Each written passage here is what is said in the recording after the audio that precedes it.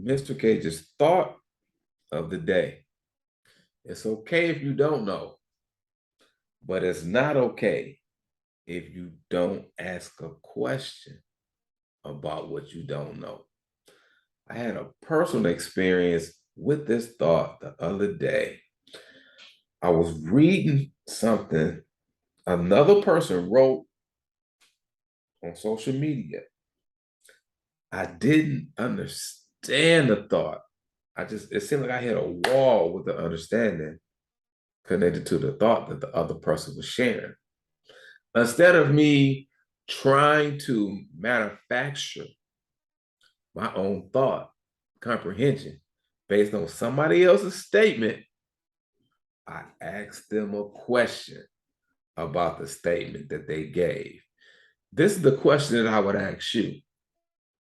Why is it that when we don't understand something that somebody else is saying, whether it's in written form or verbally, why is it that we don't ask the question to get understanding based on what the other person said or wrote? Answer.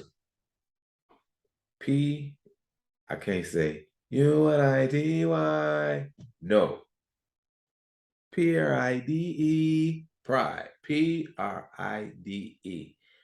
The pride that surfaces and manifests is associated with past experiences. And on a deeper level, our interpretation of past experiences based on where we were in that moment. You take, for example, school. Majority of us came through the public school system. And that system itself, from an environmental standpoint, you in a classroom, how many of us really was animated about raising our hand to ask a question based on something that we didn't know? Sometimes we felt, keyword, felt that if we asked a question, we will be seen as dumb.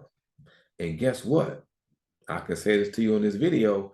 It's okay to be dumb. It's okay to not know. It's not okay, number one, not to ask the question based on what we don't know. Secondly, it's not okay to assume that we understand what that person is trying to convey in written form and non-written form.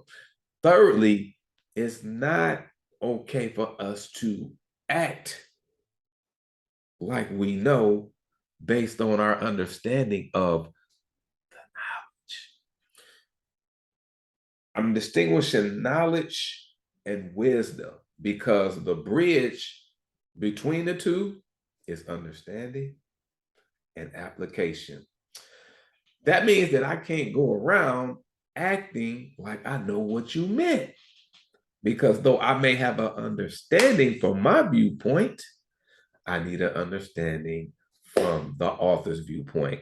The person that birthed the statement, that wrote the statement, or that verbalized the statement, I would rather have the understanding connected to what that person was trying to convey in contrast to my own understanding.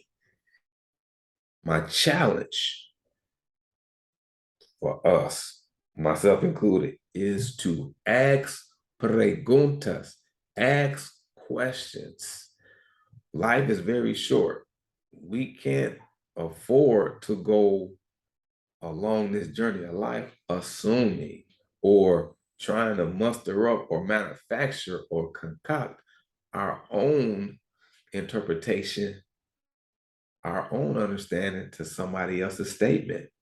That could be or is one of the major components of conflict is one statement, one object, one image means something to one person and it means totally different to the other person.